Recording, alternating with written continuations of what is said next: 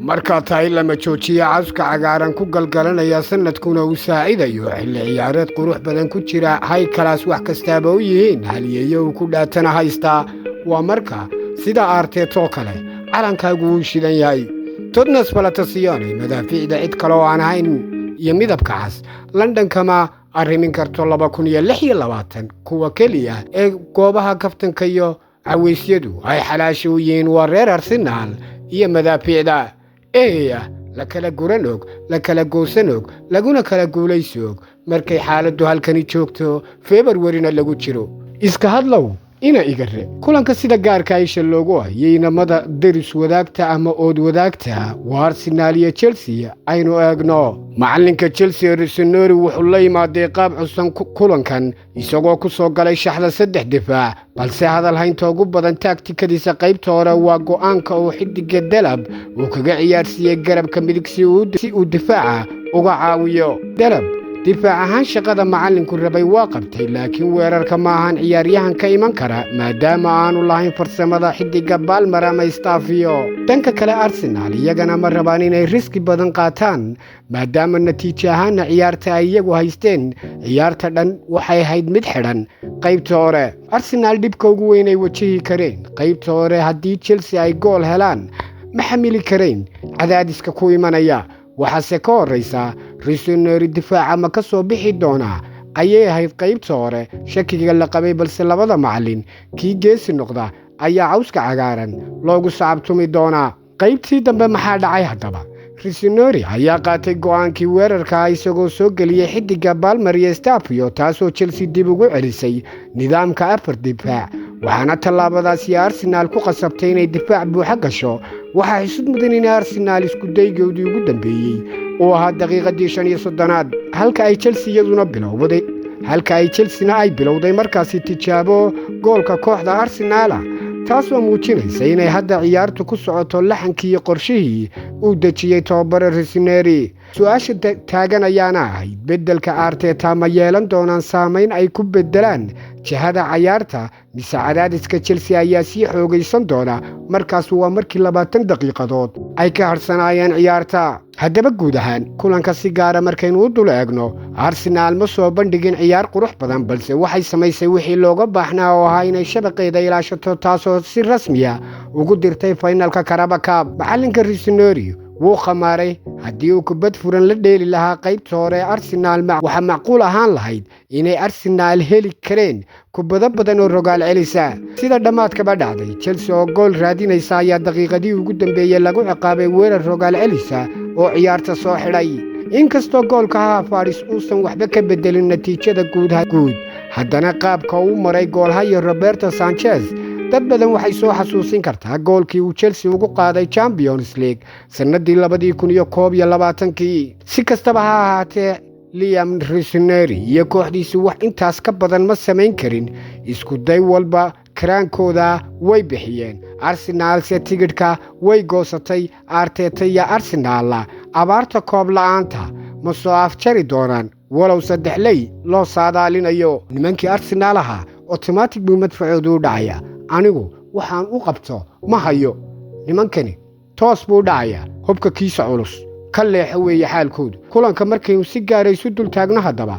5 shuud ay tuurtay kooxda Arsenal 2 ayay ku aadisay halka Chelsea 14 ay tuurtay 2na ku aadisay kubadaysashada Arsenal waa 44% halka ay 56 ka tahay 100% kooxda Chelsea 409 baas hal gool lagu keenay ayay sameeyeen kooxda Arsenal waxaana ka hirgalay 347 baas halka Chelsea sameysay 511 baas 458 baasna ay ka hirgaleen taakaladu waa shandheeri waa 15 Arsenal iyo Chelsea oo 10 Fawalisku waa 2 dheeri waa 14 kooxda Arsenal iyo 12 kooxda Chelsea koornayaasha Arsenal waa laga xakameeyay habeenkan oo cabsi bay ka qabtay halka Chelsea 2 ayay heshay Arsenal halka ay 5 ka heshay kooxda Chelsea xidiga Chalobah markaynu si gaar bandhigiisa hidmaabka isu dul taagno 790 taabasho 2 shoot 480 baas hal taakal iyo 4 loolan oo guuleystay direction of play-giisuna wuxuu ahaa mid high class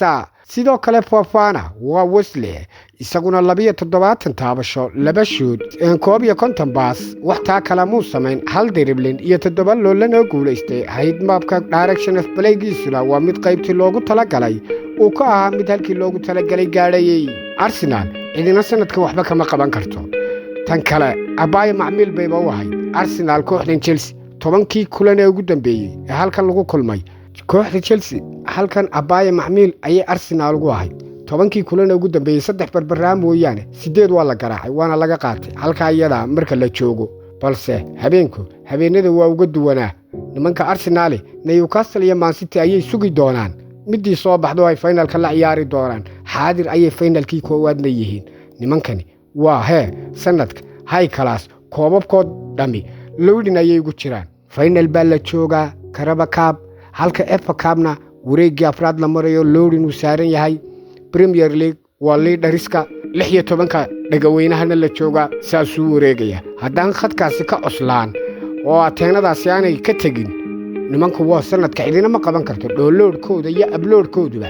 waa high class fantashiro filardi ayay wax walba kaga dhigi karaan yaa 22 sano kadib Arsenal oo raxlaynaysa ayaynu arki doonaa kuwani wax ka qabasho ma laha hadday sanadkan qaadi waayaan aan waxa leeyahay milxiisnimadaas ilaahay idin doortay ummaduna idin ku ducaysay iska ahaada nimanka xiisaan loogu yeelaya tartanka barankiga nagu sameynaya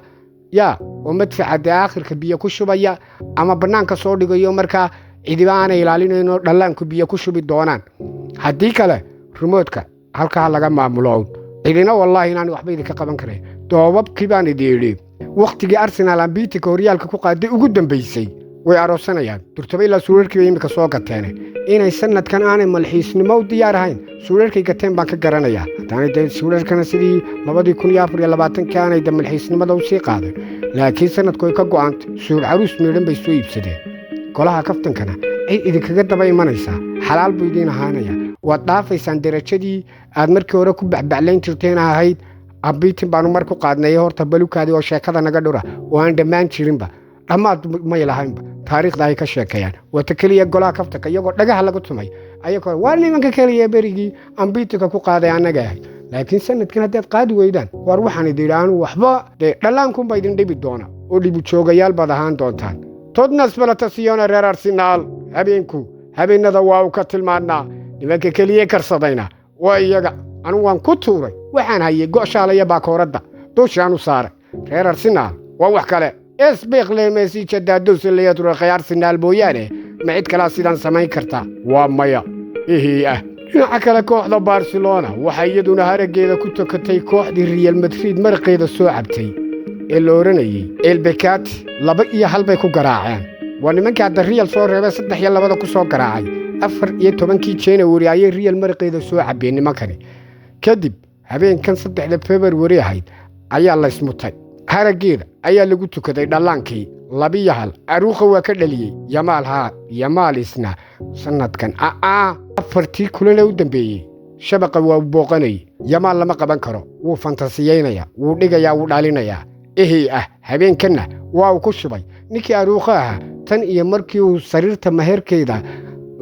meherka ugu xidhnayd uu soo furay warqada soo siiyay sariirtii goolkiisii koowaad buu dhaliyay goolkiisina oo lagu baxsaday maadaama yararkuna ay gool dhaliyeen 2-1 bay ku badiyeen iyaguna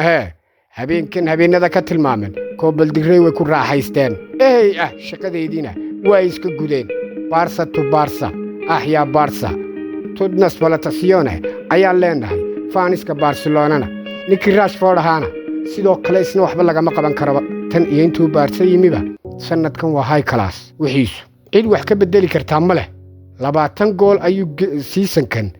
intuu kooxda Barcelona joogay uu contributionkiisu u ahaa ilaa La Liga 20 gool ayuu ka qayb qaatay wariyaha ninka halkan ku caafimaaday shadaadintii uu ka raystayba waa kan lehba maba tagayo maba noqonayaba oo halkan iska joogaya oo lagu kari la yahay inuu halkan ku noqdo marka isaguna waayo qurux badan ayuu ku jiraa kooxda Bologna iyo AS Milan kulan xiisa badnaa oo carrada Talyaani isaguna ku dhacay kooxda AS Milan 3 ayay ku dubatay Bologna oo way burburisay faraxadana way miistay waliba beeraha basaatiin sidoodii ayay u baaqbaaqday 3 ayay ugu shubeen check ninkunko iyo raabiyot ayaana 3 gool kala qaybsaday